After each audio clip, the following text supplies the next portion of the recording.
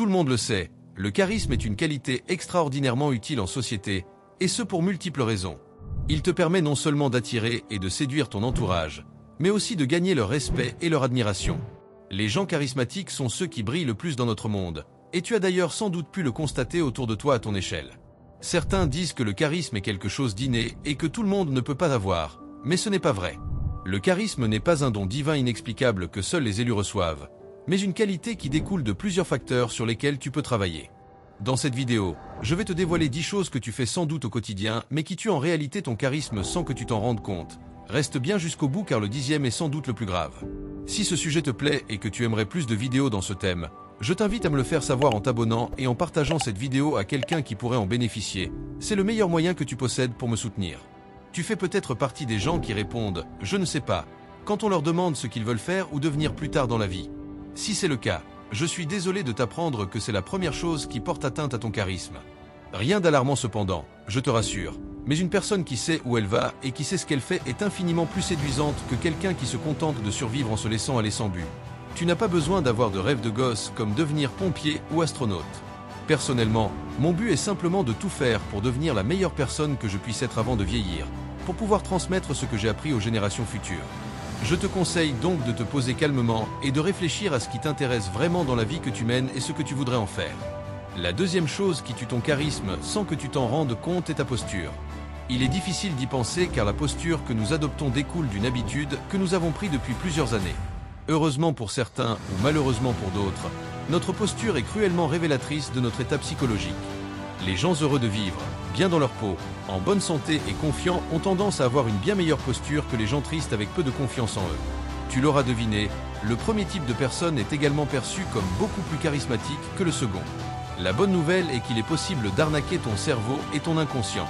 En effet, si tu te forces à adopter une bonne posture, c'est-à-dire de marcher avec le corps droit, les épaules légèrement en arrière, le buste en avant et le regard bien parallèle, ton cerveau finira par se persuader que tu es quelqu'un d'heureux et de confiant.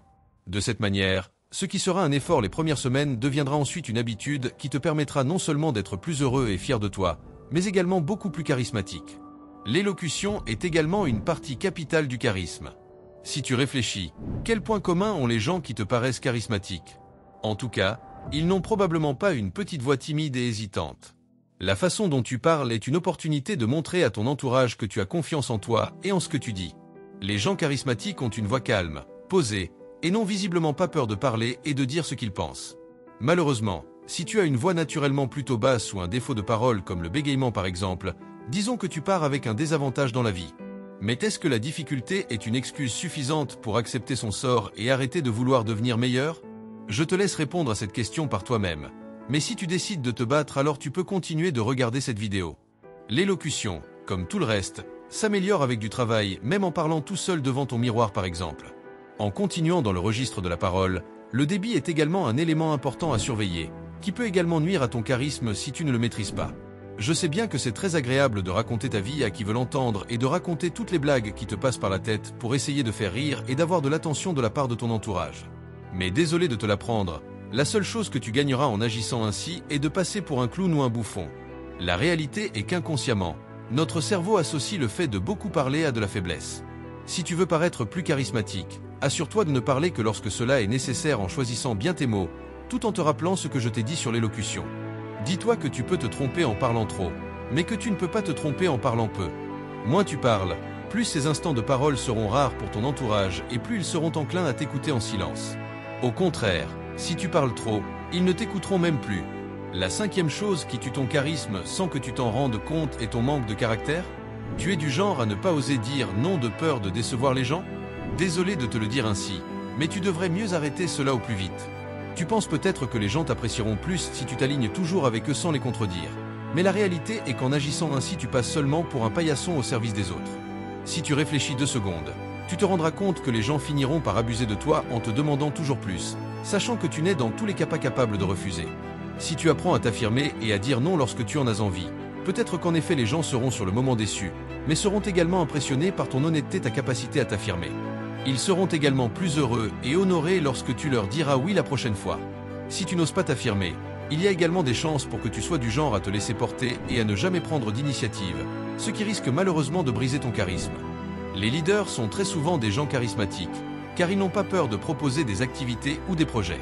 Et si les gens refusent leurs propositions, pas grave, ils y vont quand même, seul s'il le faut. Il y a en réalité beaucoup plus de chances que les autres regrettent de ne pas l'avoir suivi plutôt qu'ils le trouvent ridicule. Si jamais tu oses prendre des initiatives, ce que je te conseille fortement pour développer ton charisme, ne demande jamais la présence des autres à tout prix.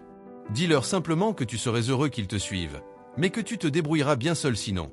Les gens qui n'ont pas peur d'être seuls sont extrêmement charismatiques, car la grande majorité des humains ont cette peur en eux et ne savent pas comment s'en débarrasser.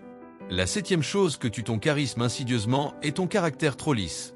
Tu n'as pas d'opinion politique? Tu ne sais pas si tu préfères l'hiver ou l'été. Tu ne sais pas si tu préfères la plage ou la montagne. Dis-toi qu'à chaque fois que tu réponds à ce type de questions par « je ne sais pas », ce que tu dis en réalité aux gens sans le vouloir est « je sais très bien mais je n'ose pas le dire parce que j'ai peur de ne pas être d'accord avec vous », ce qui est d'ailleurs probablement la réalité quand on y réfléchit.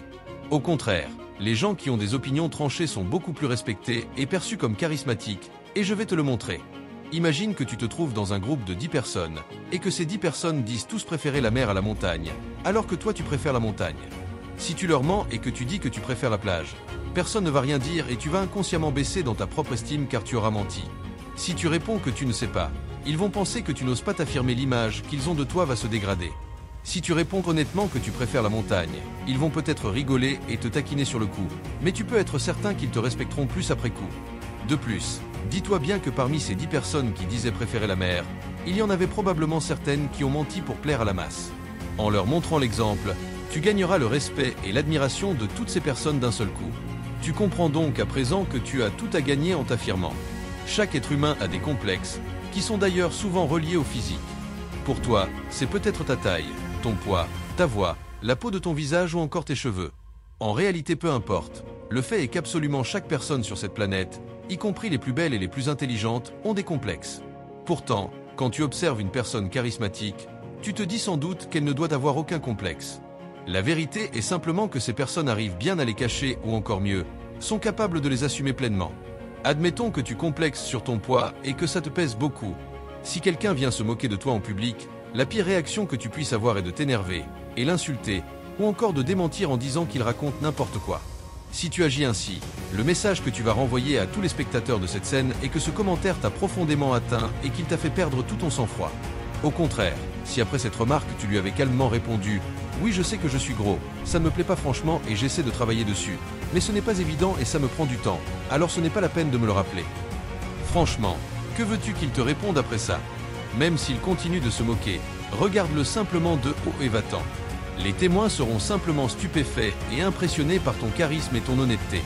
La 9e chose qui dégrade gravement ton charisme est ton regard. On dit souvent que les yeux sont le reflet de l'âme, et les gens qui ont le regard haut ou bas donnent l'impression d'avoir peur de se montrer aux autres. Les gens qui regardent le ciel sont perçus comme des rêveurs, pour qui le monde est si cruel qu'ils préfèrent s'évader dans leur imaginaire.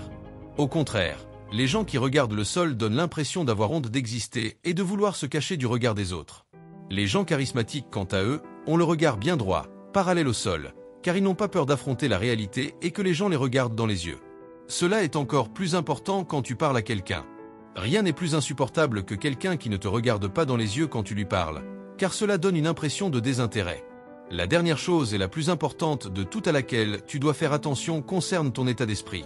La chose qui risque le plus de dégrader ton charisme est paradoxalement que tu cherches à plaire aux gens. Sans rentrer dans les détails, dis-toi simplement que plus tu essayeras de plaire à quelqu'un, plus tu finiras par la repousser. Si tu veux devenir charismatique pour gagner en popularité et plaire aux gens, eh bien c'est absolument normal car c'est le but de chaque personne qui cherche à développer son charisme.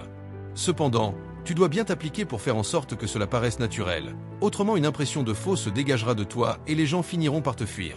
Le dernier conseil que je peux te donner est que tu doives chercher à améliorer tous les points que je t'ai donnés dans cette vidéo, mais sans chercher pour autant à tout prix à devenir charismatique ou à plaire aux autres.